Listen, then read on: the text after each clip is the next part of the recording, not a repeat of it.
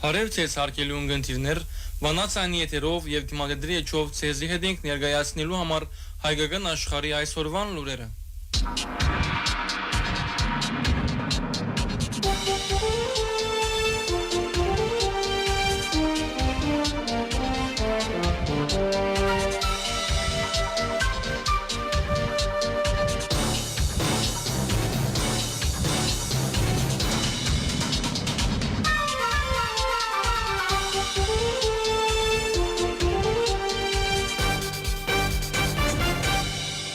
Ադրբեջանի պետական անվտանգության ծառայության ներքին գործոց նախարարության եւ ագանազերծման գործակալության կողմէ հրապարակված հաղորդակցությունը կդեղեկացնե, թե Շուշիի մեջ հայտնաբերված է մեծ քանակությամբ զենք եւ զինամթերք։ Արդարև Արցախի մեջ ապօրինի գերբով բահված զենքի եւ վայթուցիկ նյութերու թաքստոցներու հայտնաբերման արշավի մձիրեններս Շուշիի հին շենքերի մեջ գտնված եւ գրավված է մեծ քանակության զինամթերք։ Ադրբեջանական կողմի հրապարակած պատկերներում մեջ գերևին հայերեն ազգային անվտանգության ծառայության քրությամբ զրահապաճկոններ։ Հիշեցնենք, որ ասնող շաբաթավերջին ադրբեջանական իշխանություններ ցերպակալած էին Ստեփանագերտ բնակող եւ 1967-ի ծնունդ Գարեն Ավանեսյանը զայն մեղացելով զինյալ սատրանք նախապատրաստելու հանցանքով։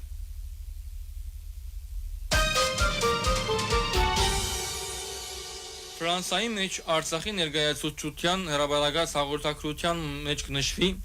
թե 19 սեպտեմբեր 2023-ին Ադրբեջան ռազմական լայնածավալ հարձակում գործեց Արցախի վրա, դիրախտ հարցնելով բնակչությունը եւ ենթակառույցները։ Հարձակումի հետևանքով արձանագրվեցան բազմաթիվ զոհեր։ Ստեփանագերտ, Ասկերան, Մարդագերտ եւ այլ բնակավայրեր ենթարկվեցան ռմբակոծման։ 10 ամիս տևած ամբողջական ճշտապագումի ավարտեն յետք Ադրբեջանի զինյալ ուժերը բռնագծեցին Արցախը, ինչ որ բաժար դարձավ արցախցիներու բռնի դեղահանության եւ սեղային զզումի։ Այս ողբերգական իրադարձությունները հիշելու եւ անոնց քաղաքական ու իրավական հետևանքները քննարկելու նպատակով Ֆրանսիայի խորհրդարանի մեջ տեղի ունեցավ խորհրդաժողովը Արցախ սեղային զզումեն 2 տարի յետք նյութով։ Նախասենությունը գերագնանա պատգամավոր Ֆրանսա-Հայաստան բարեկամության խումբի փոխնախագահ Էմանուել Մանդոնի ջիկերով։ Խորհրդաժողովի մի մասնակցին Ֆրանսիայի, Զվիցերիո եւ Եվրոպական խորհրդարանի պատգամավորներ, տեղական ինքնագարավարման մարմիններու ներկայացուցիչներ, դիվանագետներ, համանասարանականներ եւ լրագրողներ։ Խորհրդաժողովը նպատակ ունի ներկայացնել Արցախի շուրջ ստեղծված իրավիճակը, պաստարգել դերի ունեցած սեղային զդումը եւ քննարկել դարաձաճանի աբակային քաղաքական ու իրավական հերանեկարները։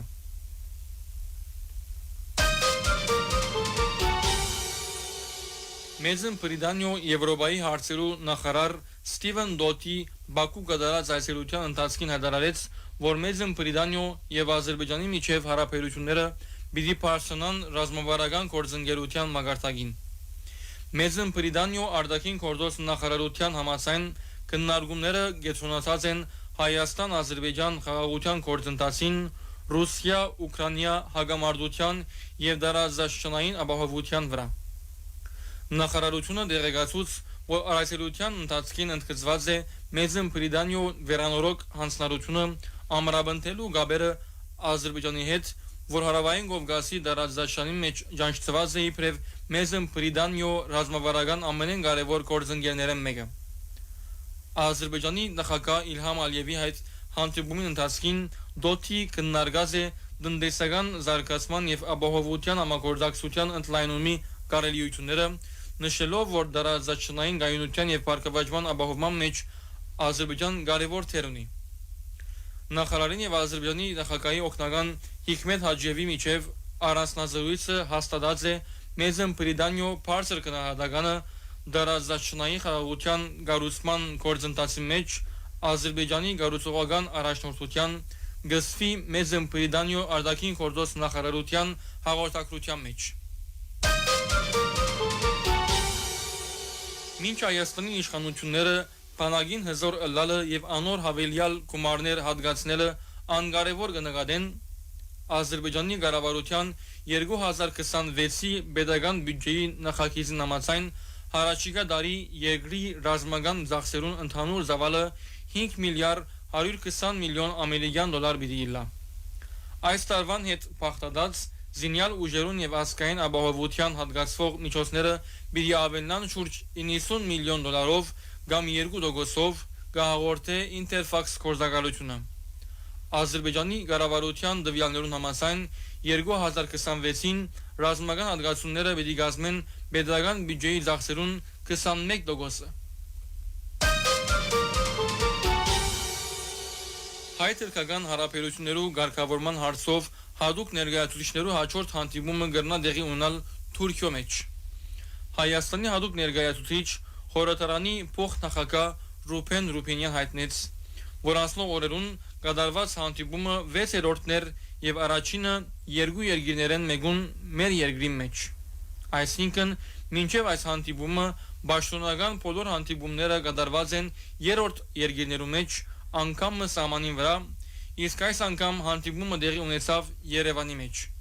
Այս մեկը խորհրդանշական առումով թրական է, կգարձեմ, որ հաջորդ հանդիպումն ալ Թուրքիո մեջ կկատարվի։ Թվակցանք լագավին որոշված չէ։ Հայրենի ժողովուրդ թերթը կգրե։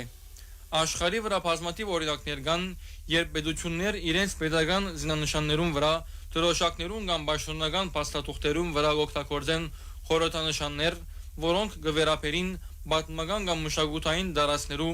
որոնք ներկայիս չեն գտնվիր նշյալ պետության դարածքի մեջ։ Այս խորհրդանիշները ընդունված են իբրև պատմական ժառանգության կամ ազգային ինքնության արտահայտություն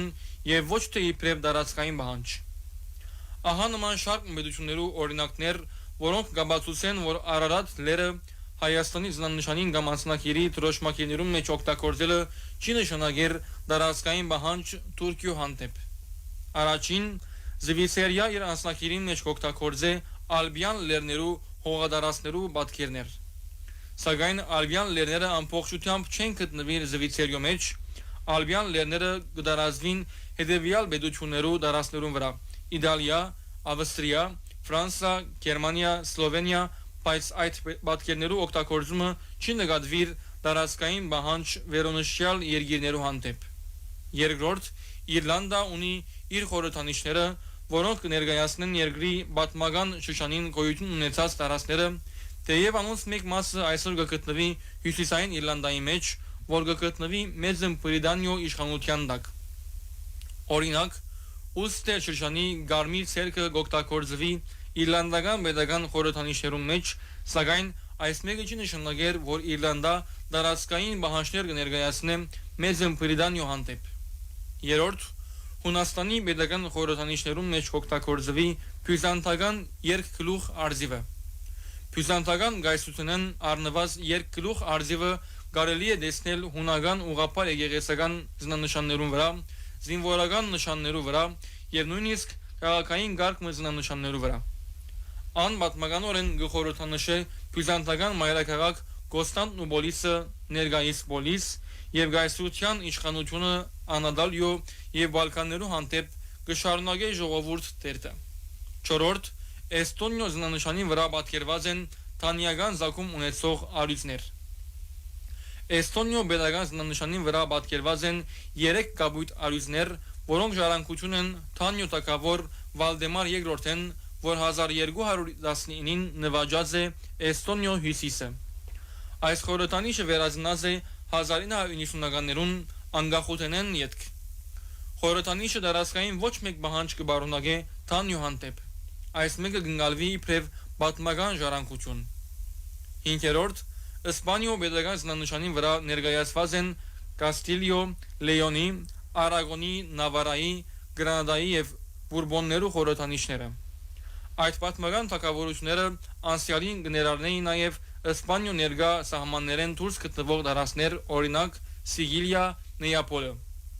Այս խորհրդանիշները չեն մեկնաբանվիր իբրև դարածքային պահանջ այլ երկիրներու հանդեպ։ Վեցերորդ, Իսպանիո շատ մեկնաբար շրջաններ, օրինակ Կատալոնիա կամ Բասկերու երկիրը կօգտագործեն պատմական դրոշակներ կամ զինանշաններ, որոնք չեն համընկնիր ներգա վարչական կառուցվածքի հետ։ Այդ խորհրդանիշները ընդունված են իբրև մշակութային ինքնության մաս եւ չեն մեկնաբանվիր իբրև անկախություն կամ դարածքային պահանջ։ Հետևաբար Հայաստանի զինանշանի վրա անցագետներու գնիկներու մեջ պետական այլ խորհրդանիշներու վրա պատկերված Արարատ լերը ունի հայ ժողովրդին համար պատմական, մշակութային եւ գրոնական նշանակություն։ Այդ պատկերը գոկտակորձվի իբրև ասկային ինքնության խորհրդանիշ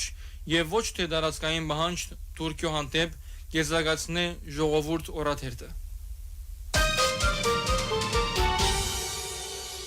Գազագերբության պոետա Գարմիր Լեր Գոմիդեի դաստիարակչական կարոսչական հանձնախումբին Գիրագի 14 սեպտեմբերին երեկոյան ժամը 7:30-ին կատարվեցավ Մուսա Լերան 18 նահատակները եւ Լեր Պարաբանց քիրքի կինեսոնը Մոսես Դերկալուսյան ծրահի մեջ։ Ներկային քիրքի վերահրատարակիչներ Վարուժան arczepiskopos Սերգելյան եւ Եսայի Հավատյան, ինչպես նաեւ հոգեվոր հայրեր, Բատկան մարմիններու, միություններու ներկայացուցիչներ եւ հայրենագիցներ։ Պասման խոսք արտասանեց Հակոբ Այնտաբելյան, որ նախ ներկաներեն խնդրեց մեկ վարյան փոդնգայ սրության փարկել Մուսա Լերան հերոսամարտի նահատակներուն հիշադակը, ապա իր խոսքը սկսավ ասելով. Լեր Պարաբանց, գախարտական լեր, սրբազան լեր, փրկության լեր մուսալերցիներուն մտաբատկերի մեջ կարծականքեն,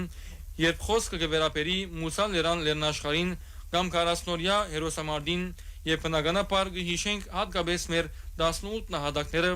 որոնք մեզի ընկերակցեցան մեր պատմության ընթացքին ու այդ լերան ոգին եւ նահատակներուն գդակը սերունդ կփոխանցվի զանազան միջոցներով, բայց հատկապես քիր ու քրագանության ջամփով։ Այնտաբելյան ավելցուց հայտնելով, որ այսօր մեր դրամատուրգիան տակ ունենք Մուսա Լերան 18 նահատակները եւ Լեր Պարաբանց վերահրատարակված քիրքը շնորհիվ Վարուժան arczepiskopos Սերգելյան Սրբազանին, ինչպես նաեւ Դեր եւ Դիգին Եսայի Հավատյաններուն։ Ապա Նարոդ Կարնեշյան ընթերցեց քիրքին հրատարակության արիթով Վարուժան arczepiskopos Սերգելյանի այնջար 18-ին հուշարձանը հոդվածը, որ մասնավորապես այնջար հայավանը բնութագրեց 18 նահատակներու գենտանի ու ամենեն ցայդուն հուշարձանը եւ գոչ ուղեց կուրկուրալու անոր հողի յուրաքանչյուր հադիգին վրա բահելու համար անոր յուրաքանչյուր քարի պեգորը այնպես ինչպես փապակեցան մեր 18 նահատակները։ Գեղարվեստական այդակիրով անտես եկավ Լիլիթ Աբրահամյան երկելով Պալենի եւ Սարի աղջիկ երկերը։ Քիրքը ներկայացուց Եսայի Հավատյան, որ նախ անդադարձ մկադարեց Օսմանյան լուզին դակ ջնշիչ պայմաններու ենթակա հայ ժողովրդի մասին, ուր ան կնկատվեր ըստորատաս քաղաքացի ենթակա թուրքի կմահաճույքին եւ անոր գողմե դնորինված աբորինի դուրքերուն։ Ապա անհագիրճ պատմական մկադարեց 1890-ին 1895 Մուսա Լեր մուտք գործած հնչագյան եւ 1908-ին տաշնակցական գուսակցություններու մասին, որուն հաջորդեց 1915-ին Մուսա Լերան հերոսամարտը եւ այդ մեկը սահմանեց հետեւյալ բնութագրումով. Լերմը հերոսական թեմատությունը, փրկություն եւ 18 նահատակներ։ Եսայի Հավատյան փոխանցեց, որ Մուսա Լերան հերոսամարտի 110-ամյակին արիթով լույս տեսած այս հադորը Քարնի վատնաշարի 47-րդն է քնփակությամբ Վարուժան arczepiskopos Սերգելյանի։ Քիրքը ծնված է Սփյուռքի մեջ կորձած եւ կորձող հայրենակցական միության անդամ բոլոր հայրենիներուն, որոնք հայրենիքի համն ու հոդը վար կբահեն օդա երգիներու մեջ։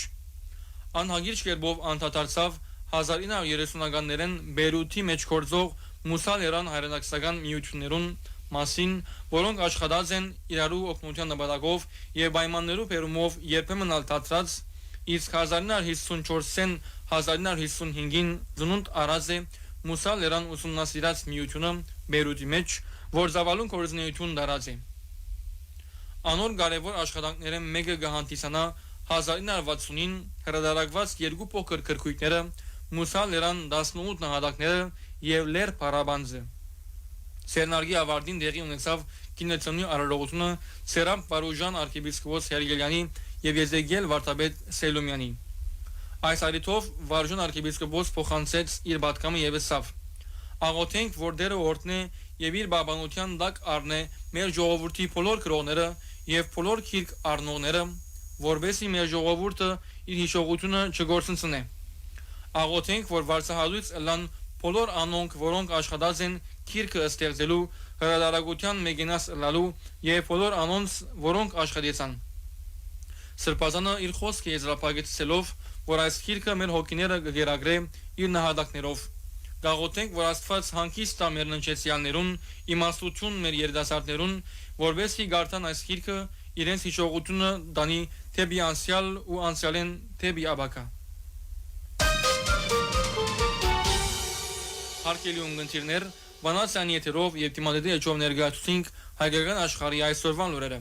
Ձեզ յետեին ցանի աղոթավար Նատալին եւ Գրիգորը։ Մնացեք միշտ բանացանի ունգընտիր։